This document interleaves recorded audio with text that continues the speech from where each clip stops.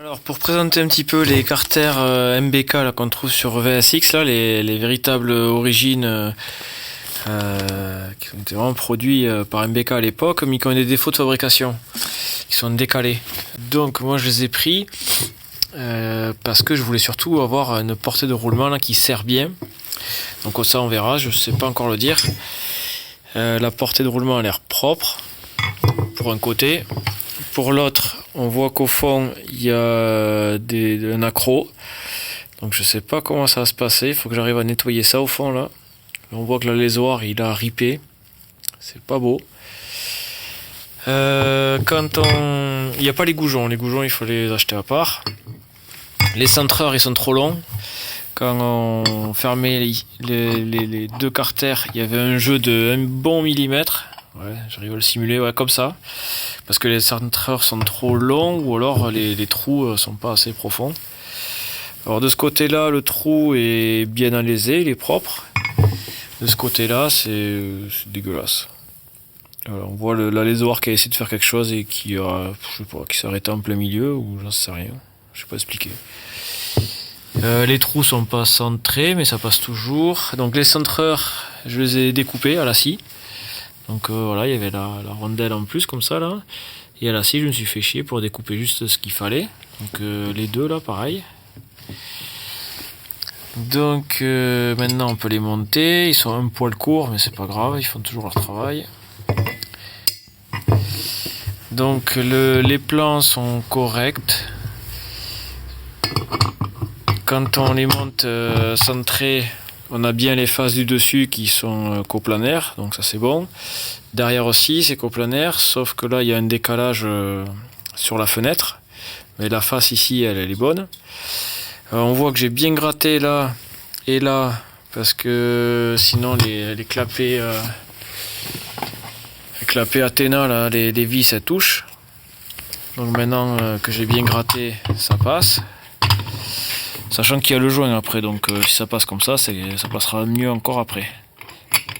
Donc là c'est bon, parce qu'avant c'était pas le cas et le carter il s'ouvrait de millimètre ou deux quand j'enfonçais les clapets. Que dire de plus, il n'y a rien qui va. Et ici on n'arrivait pas à passer les vis parce que les trous sont décalés entre les deux carters. Donc j'ai dû passer avec un forêt de 7 partout. Il n'y a pas grand chose à nettoyer, à percer, il y a quelques copeaux qui sortent. Mais c'est juste ça qui empêche de monter la vis. Donc maintenant ça passe. Impeccable. Juste un forêt de 7, on enlève quelques copeaux et c'est très bien. Quoi d'autre? Ça commence déjà à faire pas mal, mais c'était pas tout. Oui, les taraudages ici pour les flasques porte-cache variateur, ils étaient pas faits, c'est les trous bruts. Donc là, les taraudages qu'on voit, c'est moi qui les ai faits. Mais sauf que j'ai un tarot classique, donc j'arrive seulement à créer 3 filets parfaits. Après le reste c'est des filets imparfaits et au fond c'est un trou lisse parce que le tarot lui il n'y arrive pas jusqu'au bout. Donc il faudrait que j'ai les tarots bas de gamme là. Donc j'ai qu'un seul tarot par type. Donc la pointe du tarot elle touche au fond. Et du coup j'arrive pas à tarauder jusqu'au fond. Donc j'ai pas le bon outil pour faire ça bien.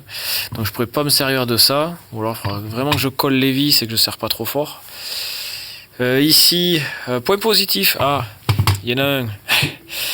Point positif, ici il y a les trous pour mettre les vis allumage. Ils ne débouchent pas de l'autre côté.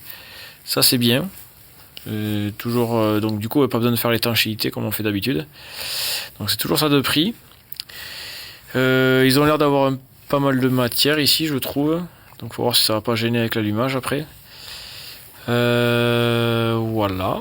Voilà, je pense que j'en ai fait le tour.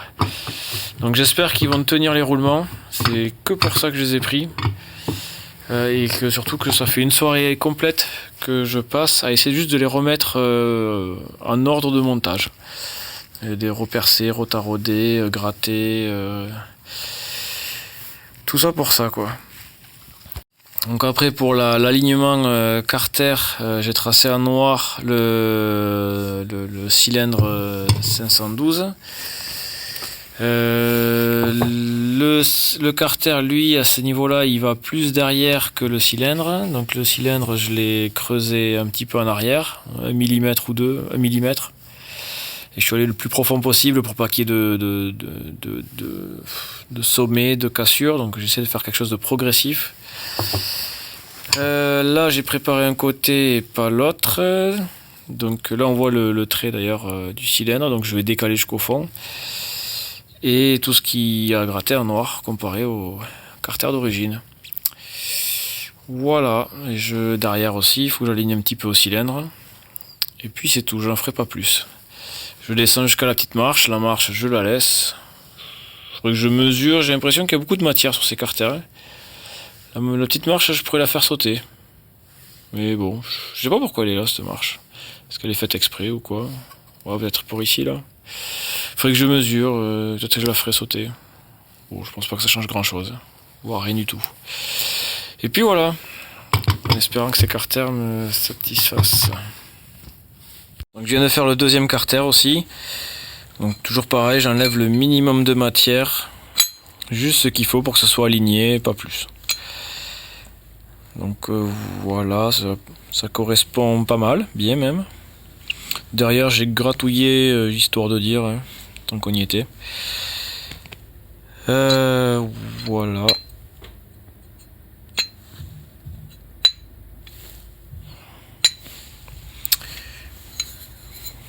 J'ai finalement fait sauter la marche et j'ai tiré tout droit. Donc à partir de là où c'est usiné jusqu'à la fonderie, j'ai essayé de tangenter. On dirait qu'il y a un angle entre les deux, mais non, même pas à la main, on le sent pas vraiment. Donc j'ai tangenté avec le rayon d'en bas et j'ai tiré tout droit. Et puis c'est tout, pas plus par moins. Donc sur ces carters là, j'ai de la matière, hein. J'ai mis les embouts au pied à coulisses là. Hop, ça là, on trouve sur internet. Du coup j'arrive dans le creux ici, j'arrive à un peu moins de 2 mm. Après le reste, il y a largement 3-4 mm partout. Il y a de la matière sur ces carters, donc c'est bien. Voilà. Donc montage du bas moteur, je vais pas le filmer pour aller plus vite et parce que je l'ai déjà fait 1000 fois sur la chaîne. Il suffit d'aller voir dans les dernières vidéos, ce sera la même chose, aucune différence. L'épicerie n'est pas fournie avec. Donc moi j'ai du stock là-dessus, je vais prendre à partir de là. Carter assemblé avec les joints SPI. Donc là on est vraiment sur la qualité de matière MBK d'époque. Bon, même si c'est du 2010. Ouais, 2010 les deux. C'est pas la même matière que les carters de type refabrication, parce que là il a fallu vraiment chauffer. Vraiment chauffer. Je pense qu'avec un décapeur thermique, je suis pas sûr qu'on arrive à monter des roulements avec. Les types origines, ça se montrait, mais ceux-là, je sais pas. Il a fallu vraiment chauffer, que même les goujons deviennent bouillants à tenir avec des gants. Sinon, ça passe pas. Donc, ça a fini par passer. Donc, ça m'a rappelé les souvenirs quand j'ai monté mon moteur d'origine, que je l'ai révisé quand j'ai acheté pour la première fois ma mobilette. Donc, des vrais carters de qualité. Les joints SPI, pareil, il a fallu bien taper pour les rentrer, malgré que les carters étaient très chauds. Il a fallu vraiment taper, donc là je pense que j'ai mis de la pâte à joint, mais je pense que ça sert à rien, parce que on avait un très bon serrage métal-métal. Ça n'a rien à voir avec les refabrications. Le jeu de part et d'autre du vilebrequin est très intéressant, rien à voir non plus avec les carters de refabrication. Donc je suis content quand même de ces carters, même si il y a des petits bémols. On peut pas tout avoir maintenant. On fait avec ce qu'on a. Donc voilà, je viens de monter les deux pattes d'attache là. Donc ça c'est pour la boîte à kick et ça c'est pour attacher le ressort d'origine. Ils sont modifiés pour pouvoir recevoir le ressort moteur Doppler aussi. J'en ai pas deux pour l'instant, donc quand je passerai ce moteur sur celle de la mob de ma femme, et bien soit je rachète un ressort moteur Doppler, soit je garde le ressort d'origine qui va très bien. À essayer avec le ressort d'origine, le ressort épingle, je pense que ça peut être très bien aussi. Donc ça change vraiment des carters type origine, encore une fois. J'ai dû tellement le chauffer pour passer les roulements que je voulais pas trop attendre non plus. Donc pour le faire refroidir, j'ai utilisé un ventilateur carrément. Donc, on peut le mettre en mode chaud ou en mode froid.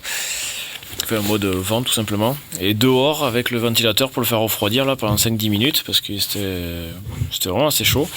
Comme ça m'a permis de démonter toutes les vis et de voir que les carters ne s'écartent pas, donc il n'y avait vraiment aucune contrainte sur les roulements. On le sent, voilà, on sent surtout les joints spi qui forcent. Et donc j'ai pu remonter tout ça sans problème. Donc montage des clapets avec la pipe CBE qui est en matière composite ou plastique, je sais pas là. On voit les traces de rondelles la première fois que j'avais serré comme c'était une pièce en aluminium. En fait, c'est pas du tout comme ça qu'il faut faire. Il faut la serrer au couple de 4 Nm, ce qui fait 35 inches par pound. Donc je mets de la pâte à joint pas mal. Ici, je mets le clapet, parce que ça c'est très faible comme couple serrage, c'est 0,4 kg. Et ensuite, on va mettre ça ici, je vais le mettre avec les vis et avec les deux mains et je vais serrer au couple. Et une goutte de frein filet sur les vis parce que comme c'est pas serré fort, faut que ce soit freiné.